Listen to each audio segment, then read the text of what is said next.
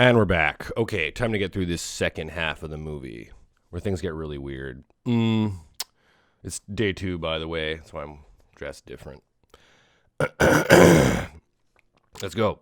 So, yeah, there's this other reality. Some weird stuff like a defocused face, but it's the same jail the next morning, and the guard comes to check up on Fred, I guess. You know, I whatever. I don't know. This first part's weird. I was kind of like, why is he just looking in there? Who gives a shit, I guess, is the answer to that. The guard looks in there and goes, fuck me. So, I don't know. If you don't know what the fuck's going on, you're going to probably assume that Fred's dead. It sure seemed like that's the direction it was going. Like he was like tearing his face apart and bleeding all over the place. But instead, yeah, he shows the captain. I think that's Angelo Badalamenti plays the captain. I think. I feel stupid for not actually looking that up. But I'm picturing him in my head and the way he talks, and I'm pretty sure that's him. I didn't write it down, but it's a vague memory I have of this scene. He's like, he does a lot of music for David Lynch stuff, including Twin Peaks, and they've worked on music together. Anyway, so yeah, there's who is it? I couldn't say, sir. This is some spooky shit, he says. I love that. And there's these guys in suits, like looking at his record, and this kind of, it's interesting, like this like modern, I guess, for the time, tech, this shitty little computer, and with like old-timey, I hate using that word, classic like books and stuff, like a classic like nice office, and they're stuffy guys, they just have that classic like, oh, we gotta figure this out kind of. And then his parents show up to collect him, I guess. This guy Pete, who has taken the place of Bill Pullman's different actor whose name I forget already because I don't give a shit. He's in this movie and I don't know what else. So fuck him. He should have gotten more famous. Yeah, so they're just trying to figure out who the fuck this guy is. His parents show up, and it's a hilarious shot that I like more and more every time I watch this, which is just his parents and it's Gary Busey and some lady, and they walk in. If I'm supposed to know who that actress is, I'm sorry. But Gary Busey is the really interesting one. You can tell I'm still phlegmy. Get used to that. It's going to take weeks of like just coughing up like years of cigarette goo. Get used to that. Sorry. If you want to turn the podcast off now, I get it, but don't, please. Or do I really don't fucking care about you. Yes, I do. Please, I love you. I'm wasting time here. I should be talking about the fucking movie. I don't have time for this shit. Let's go.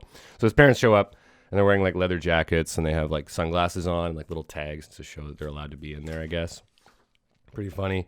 They take him home, whoever he is, this Pete guy. And everyone's just really confused by like how the fuck Pete got in this jail cell. It should have been Fred. Why is it Pete? We don't know. So it's like it's happening in the same reality, but there's some kind of just some spooky shit. It's you can't really. There's no putting your finger on the explanation for it. If it was just an alternate reality, that'd be one thing. But it's like they're both happening in the same jail, and like, so what's the deal, right? It's odd and awesome. I was thinking about Full Metal Jacket and how it's like 2 movies in one, and this one kind of is like that. Even though they go together obviously so well, and that's the purpose.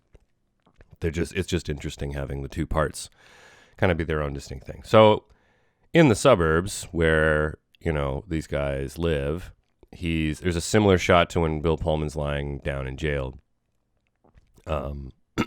Similar posture where Pete is lying on his back on like a lawn chair.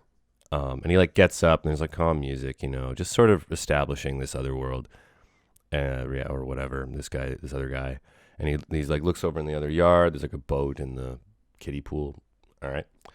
But there's, again, 2 detectives, and they're following him around because it makes sense, be like, this is pretty suspicious. They're going to send some guys to come check him out. I believe they're detectives. They don't do they ever say like these guys are CIA or or some other thing? Let's just call them detectives. They're staking him out all the time, just watching him. Teen with busted up face. Yeah. His face is all fucked up. Something happened to Pete. To get him into that cell, I guess. I don't know. Let's go. Let's figure it out. His friends come to see him. I don't know. I get sinister vibes from the friends. I know. I'm saying that about a lot of stuff in this movie. It's just like, just feels evil, feels off, feels wrong, or whatever the hell. And the friends, I'm like, they remind me of real people, and oh, you know what? One thing that like that kind of made me go, huh? Was one of the friends says, "Let's go for a drive," which is like a Blue Velvet sort of thing. There's this whole back and forth. It's like, let's go for a drive. I don't want to. You don't want to what? Go for a drive. Drive. Good idea. There we go. I swear that's the last time. Until next time. Sorry, I'm really phlegmy today. Yesterday was better, and today it's like, I don't know what's going on with me, man. Oh, I just went for a run. That's why. Ha ha ha ha ha. This is what I sound like after a run, guys. It's just like, oh, hey, another little bit of lung stuff. I can go into detail. I can do a whole podcast just about what's going on with my lungs. You can hear every little. I'll get really close to the mic, and you can hear like every little gooey thing in my throat. Yeah, okay, fuck it. So the parents are like, yeah, it'll do you some good. Go out with your friends. And they go to the bowling alley. It's kind of cool watching the behind the scenes here because they'll play like really pulsating music and stuff, heavy stuff while they're just walking around this bowling alley. And it kind of has this club-like atmosphere. There's like a heaviness and being all cool at the club. But I don't know, it has like a dirty party feeling to it and neon everywhere. This girl says, "Do you still care about me?" Something happened with her and Pete. Like you see her earlier in, I think, Fred's vision. She's like screaming on his lawn. Why? We don't really know. So Pete go back to work. His boss is Richard Pryor. Awesome. This is all great. He goes around in like one little rascal and he's like, Pete's back. He's just so happy he's back and they're friends and it's great. Kind of just like this bumbling boss of his, I guess. You see him on the phone later and he's just funny. It's fucking Richard Pryor, right? So this mob boss type, Robert Loggia, comes in and it's Mr. Eddie and he's like friendly but sinister. He's shouting for Pete. You're at work. Where are you going to go? You better hang out with this guy. He has this uncomfortable smile. He says, I want you to take a ride with me. There's that thing again. Let's go for a ride. I don't like the sound of something, he says. So, is he going to whack Pete? And for what? So much mystery going on. But no, Mr. Eddie literally hears something wrong with his car. And Pete, who's a mechanic, has been picked up at the mechanic shop just to hear the sound of his engine so he knows what to fix. And so they drive around and he gets out and fixes it and the car is smoother now. And he's like, best ears in the business. Love that shit. Very David Lynch and the ears, my ear. Oh, I'm deaf, or I need these things to go in my ears and whatever. A lot of that weird. I don't know. You figure out what the fuck that means. So they're going along. Things are going pretty well. And then they start getting tailgated by some asshole and he gets what he deserves. Mr. Eddie, what does he say? He goes waves to the guy, pass me. The guy passes him and he goes, "This is where mechanical excellence, 1,400 horsepower pays off." And he, runs the guy off the road. They come out with him and his buddies come out with guns and he just beats the shit out of this guy until he's crying. I want you to get a fucking driver's manual. And he's going on and on in this big speech about how tailgating is the worst and it's so dangerous and you can't stamp your car. It takes six car lengths or something, he says, to stop your car at this speed. They get back in the car and he apologizes to keep Pete. Plays it off sorry about that, Pete. I just can't stand tailgaters. Ha ha ha. Drops him off. Asks him if he likes pornos. Asks him if he's they give you a boner. It's fucking funny, man. all this like mystery and spookiness, and there's just little this just like joke after joke with Mr. Eddie, even when it's serious. So cool. So that porno thing, the tapes and having porn on them, interesting, considering Patricia Arquette earlier was weird about that initial tape. It raises questions like, what did she think there was porn on it? Has she been doing porn? These people who look like they're in the porn industry at this party maybe do porn? But back to this reality. He's like, yeah, no, I'm good on the no boners for me. Thank you very much. And Mr. Eddie's like, okay, I'll tempt you with something else next time, I guess. Yeah, he's very devilish in that way. He's like, I got some stuff you might want. Here, try porn. No, not good enough? I'll go cook something else up. We'll see what he comes up with. I'll see you again. Blah, blah, blah. Mr. Eddie says you will. Detective says, damn? Okay, whatever. Oh, yeah, they're like Laurent. So they're following Pete, and then, damn, there's Laurent. They're very interested in him. So I guess Mr. Eddie is actually Dick Laurent. And he's wanted by the authorities. He is a gang man. He's a powerful gangster with ties to pornography. God knows what else. So Pete's in the darkness looking in the mirror. Very fucking cool. Confronting himself. There's two of him. There's that thing again. It's all about splitting of the mind and the pain and shittiness that comes from that. He doesn't look very happy here. He's checking himself out, looking shitty. Now, the shiny black thing. Pete in shiny black interior of car, wearing shiny black leather jacket, smoking cigarette. Pretty fucking cool, eh? I love all this Americana crap that he puts in there. He's like, yeah, have some style, huh? So this is where it really feels like if Fred is the true reality, and he's created this fantasy guy, this version of himself who's younger and like cooler, clearly, because like Fred wants to be cool with his sax stuff and his funky house, and he's like alto saxophone earlier, or tenor saxophone, or whatever kind of saxophone I play. To one of the detectives, trying to look cool, trying to feel cool. So here he is very cool, driving around in his cool car, looking cool. Cool shots of the headlights. He parks with this girl, and they make out. She takes off her shirt. He fondles her titties, smooches her neck. Good details on those notes. Detectives watch. They fuck. Oh, not the detectives, I wrote. They fuck, not the detectives. Funny note. Yes, no. Pete fucks this chick. Daytime. At the mechanics shop. Jack Nance. Pretty cool to see him. I like Jack Nance a lot. He's in Eraserhead and Twin Peaks and Blue Velvet and other stuff. He just seems like a really interesting guy. David Lynch says he's like totally unmotivated and just like sitting around thinking all the time. Pretty cool. Like a American yogi or something. Or I don't know. He has that just Buddha quality or something. It's nice. Love Jack Nance. So he's very sympathetic. The most sympathetic actor regularly in David Lynch stuff, I think. Which makes it, you feel bad for him here because he's like Bill Pullman's sax music basically, or something similar, is playing on the radio. And Pete's under a car and he's like, oh fuck, and he's like, oh my head. Seems to be the head hurting phenomena when I don't know, when something's wrong in this dual character's mental state in particular. So when like that other version of him, Murderer Man, is kind of coming through into his reality, I guess that hurts his head. I don't know.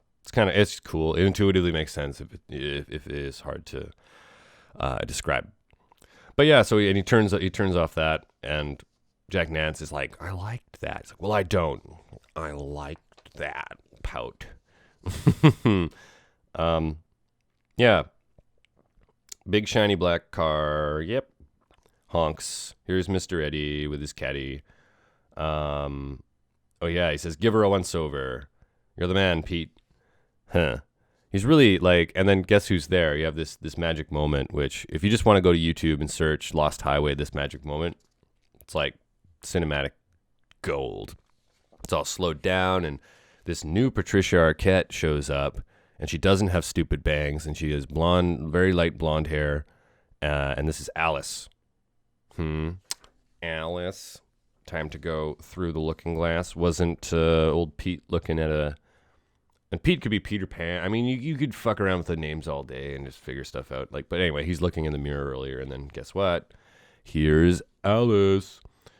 And this magic moment. Yeah, there's like flickery, like strobes, and it's just magic. I can't get that image of her getting out of the car out of my head. It's awesome. And he's looking at her like, you know, he's clearly being seduced here. Pete and coworkers hang out after work. They're smoking cigars and drinking, having fun. Just chilling after a tough day of work. Seems like a fun place to work. Anyway, yeah, and then Alice, Patricia Arquette, Blondie, shows up in white and says, oh, my dog's making noise. She doesn't say that. She says, I'm Alice Wakefield, which is her name. It's very romantic. She's seducing him, asking him to dinner. Like, it's so obvious. I mean, maybe I watched this when I was a little younger the first time, and I didn't quite, it wasn't as obvious. But here I'm like, this is what it looks like when a woman comes on to a man, and there's a femme fatale thing going on here. The film noir legacy lives on. Anyway, he rejects her. He's got a girlfriend, whatever. He's freaked out because it's Mr. Eddie's girl. So she goes to call a taxi. He grabs the phone, slams it down, he says, maybe, he says we don't need that cab, slams it down. And then she says, maybe we should just skip dinner. So they fuck. And the detectives are still watching him, and one of them says, fucker gets more pussy than a toilet seat. Classic stuff. So their sex scene, their love scene is much more satisfaction oriented than, and generally just like more like a standard sex scene, I guess, than the Bill Pullman one. There's no premature ejaculation in this one. So good. Clearly, you know, this is like the shadow or the fantasy version of how Fred wants to remember that night or some night or his just an imagined night of steamy sex with his wife. This is his fantasy. Cool. Kissing and saying goodbye. They're having this nice love. Sure. But she's so mysterious. Like she looks like she's got something behind her eyes all the time. Very cool, subtle performance from her because she's, I don't know, she's playing like two characters, sort of three. One later, which is like, we'll talk about that. She leans on him while he drives. Very nice. Classic stuff, but very uncomfortable.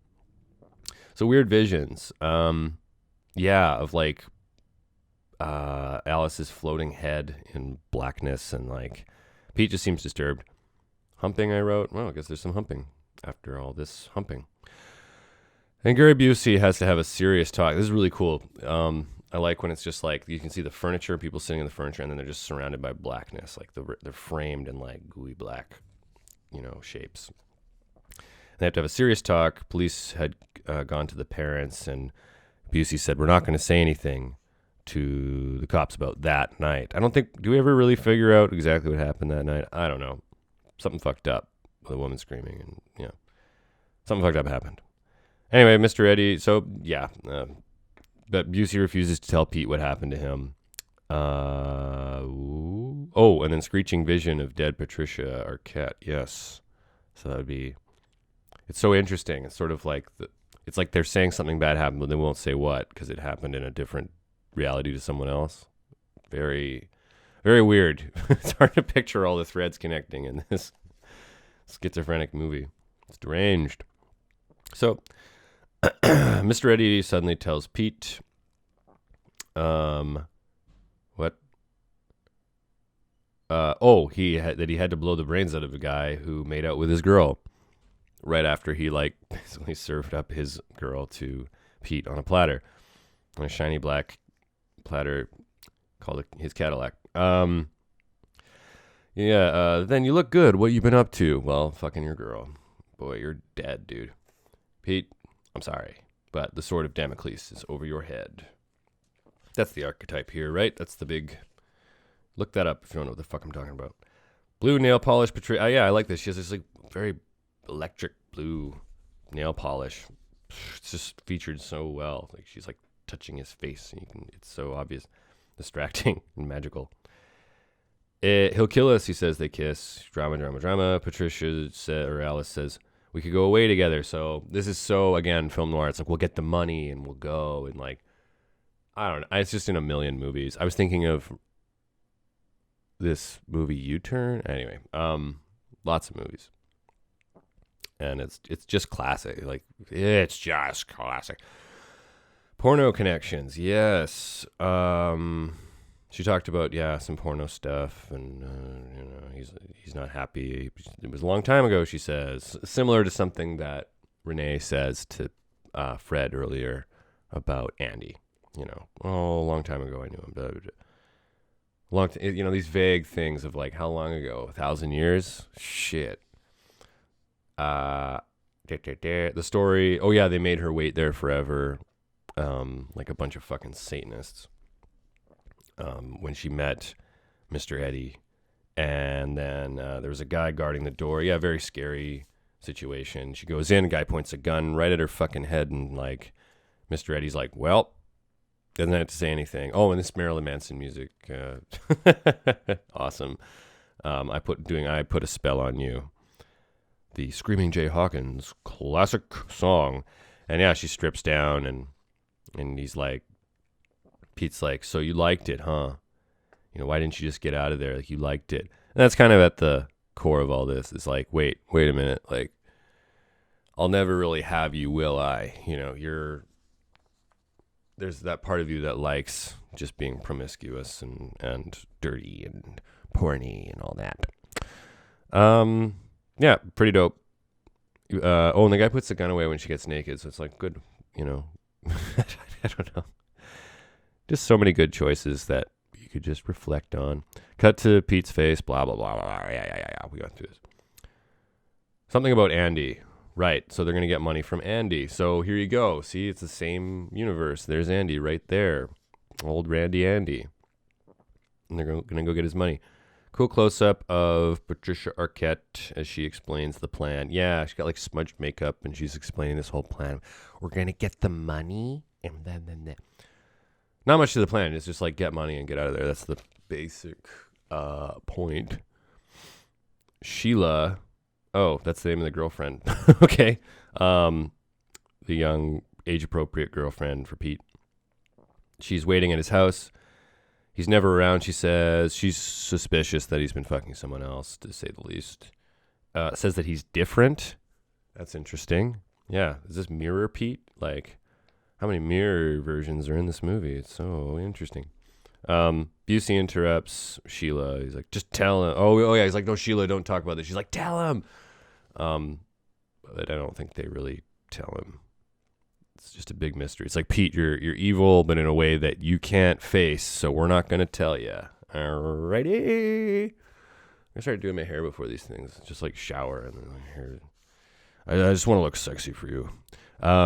Super weird performance from the mom. Yeah, she like comes out and she's like a zombie. She's like, a man's been calling. He won't give his name. This feels like Rabbits. Go watch David Lynch's Rabbits. So much homework I'm assigning you today. Now, call from Mr. Eddie. This is some real cool shit. This could be just a short film. I love it. It's fucking good. He's got this big smile and you can't really see his eyes, and he's like, he just keeps going, okay. Just want to make sure you're okay, Pete. Oh, you're doing okay. That's great. Then he hands the phone to his friend, who is the spooky, scary vampire man. He's a pure evil guy, mystery man. Oh, weird. Yeah, it's so funny. I thought I was like rereading notes from earlier. His friend says they've met before at your house. Ooh, sound familiar? So cool. And just like Pete having like this fear and like he's scared of Mr. Eddie, but it's like I don't know. There's this other, well, maybe I'm projecting because there's this other version of fear. It's like you're seeing two different colors of fear through Mr. Eddie and through this guy, and two different colors of evil. Cool. That's all I'm saying here. This is fucking cool. The Far East and the Far East. Basically, he says like in the Far East, there's this practice of if someone's sentenced to death, you just let them go about their life, and then one day a bullet goes through the back of their head. Pretty cool. I don't know. Okay, that's just fucking like that's a great threat. Just being like, look, Sword of Damocles. Ever heard of that one? Or if you like, this Eastern thing of just one day I'm gonna shoot you in the head. You get your brains blown out. If you you get your brains blown out if you fuck Mr. Eddie's girl. Okay, but it's kind of funny because it's like the same thing, the same revenge idea of like you adultery or cheating or whatever, screwing around with another man's woman. Well, you're gonna die, or she's gonna die. So, it's that same thing. That same. It's like he's facing his own. Fred here, or Pete, or whatever.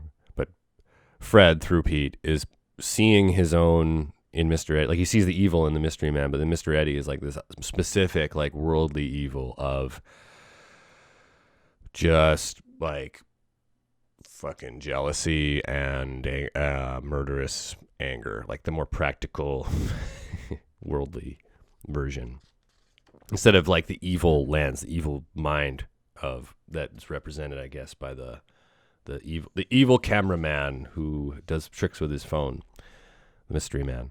So Pete's looking rough. He takes the bus. Kind of weird, isn't it? It's like you think of Pete in this cool car, and then suddenly he's taking the bus. What? Hops over a fence, so he's up to some shit. What's he doing? Pool with cool reflections on nice house. Oh, right. So, yeah, that's right. This is all part of Alice's plan. He takes the bus to do a robbery. So they go, and that cool, like, watery blue light that was on Bill Pullman when he has his, like, revelation in prison or whatever, where he goes to another dimension, loses his fucking mind. You see that same thing, like the pool at Andy's place is like reflecting up on this wall. It's neat, of the house. So he walks in and there's this, he sees this big screen displaying Alice getting fucked. This big porno of just like her face, just like getting fucked from behind. And Rammstein is playing. It's so awesome. It's like all these great things that of the 90s. I mean, Rammstein is eternal, of course. They never stop, but and they will go on forever, but just it's a nice like 90s feel, yet timeless. This whole movie. Anywho, so he hits Andy with like a little statue or something. Alice says, "You got him." But then Andy comes back and attacks Pete, jumps at him, and I guess Pete either throws him or he just falls into a glass coffee table, which like into his head, like bam, right into his fucking forehead. So awesome. Nice little death for Andy. I love Patricia Arquette's performance here. She just goes like, she just like looks, and she's just wearing like a bra or something. She's like looks down and she goes, "Wow." Dipshit. We killed him, he says. You killed him, she says. Oh. Pete seems pissed. He gets confrontational. I get it. He's like, "Look, I know you're evil. Can you not be evil anymore?" But she's like, "No, look, let's just get the stuff and get out of here. We don't have time for this silly argument, dummy." But Pete's just like, "Fuck everything. Oh God." Pete sees a black and white photo of two Patricia Arquettes, and he's like, "Are these both you?"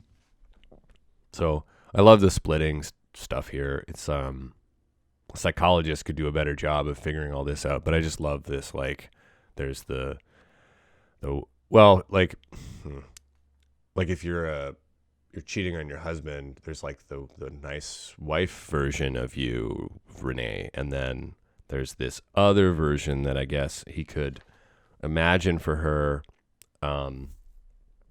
where it's like this porn actress who's a slut. And so he like turns them into two people, and here he asks, like, are they both you? Is one of these you? And that's the big question, because everybody's a little this, a little that, and yet they're one person, and it can be very freaky. It's like when you find out, like when I found out, like a gymnastics coach in my hometown, my little town when I was a kid, I found out that he was a pedophile. And it was like, how the fuck, that guy? That's so nuts. We all trusted this guy. And then you find out that he's been doing little girl diddling stuff. It's like, oh my God. It's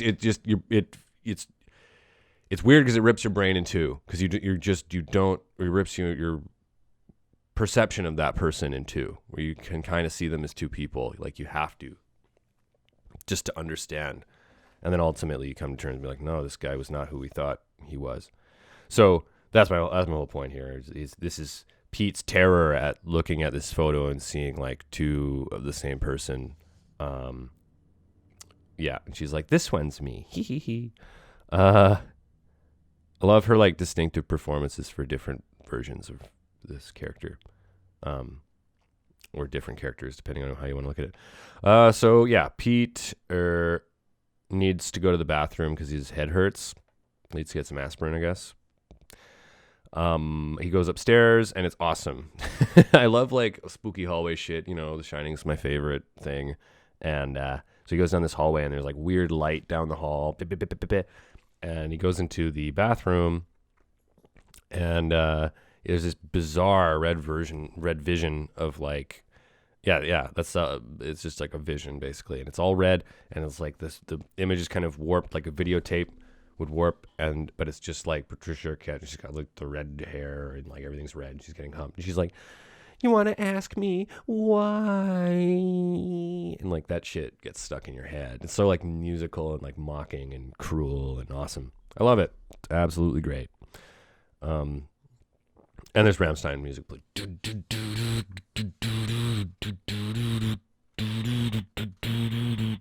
Yeah, fucking cool. Rammstein. So he goes back downstairs, and there she is, and she pulls a gun on him, and it's like, oh, here we go. But then she says, tuck this into your waistband, or tuck this into your pants. You got to learn to trust me, you silly. It's like, oh man, are you messing with this guy's head or what? I guess he's messing with his own head. Where the fuck are we going, Alice? The answer is cabin in the desert. Not the beach, like I thought. I don't know. Sue me, it looks like a beach house. I'd love to live at a beach house like that. So it reassembles just like before. It goes from burning, exploding cabin to down to not burning. It has this really creepy interior. Ugh. Just looks like I don't want to be in there. I don't want to be around her either. She just seems horrible. It's so weird. Like the more times I watch this, the more I just go like, she's so, yeah. Like I don't even see the appeal aside from the physical. Maybe that's the point. I don't know. It's just like evil, shallow, sees a guy that she's known forever die and goes, wow, come on. Like she's missing, she's not a full human. She's like an idea, I guess. Anyway, plastic on couch. Yes, that really made me not feel good. Perfect David Lynch stuff. It's like where Bob hangs out on Twin Peaks. It's a creepy place. Blonde hair blowing in wind. Yeah. Why me, Alice? He says. Okay. Smooching shots in the black void. Love all this stuff. Lengthy, magical, musical, slow motion, glowing sex. Yes. Very magical fantasy. Climaxes with, what does that say? Wiener? I have no idea what I wrote here. Okay. Oh man, I'm so curious what the fuck. Can you read that? You'll never, whatever. It doesn't matter. I want to get to the important part. She says, "You'll never have me," and walks away nude. And then suddenly it's Bill Pullman in front of the cabin. I don't know, I guess coming to terms with himself. And then, I think I'm running out of battery, so I'm going to speed this up. Where's Alice? Alice, her name is Renee. Oh my God, it's the mystery man. And he says, "What the fuck is your name?" And he has the camera, really cool shots of Bill Pullman driving away, kicking up dust. And then he basically mutates into a monster while being chased by the cops. The end. The movie cuts you off at that point and you feel totally lost. So I'm going to cut you off and you'll feel totally lost. I'll see you next week. I think I'm going to do Under the Silver Lake. If I don't do that, whatever, it'll be something else. But no, I'm going to do Under the Silver Lake. I'm going to end it here. Thanks for listening. Enjoy the music of Ted D. Bye. Every goddamn week.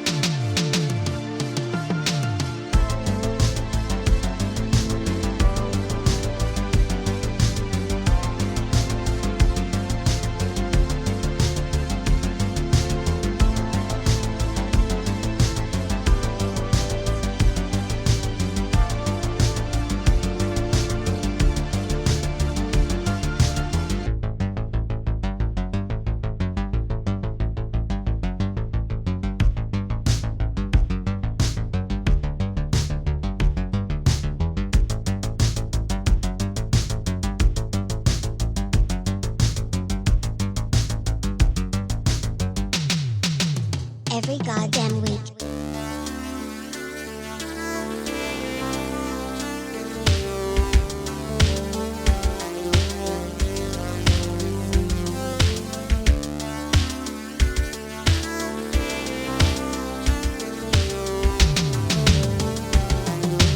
Every goddamn week.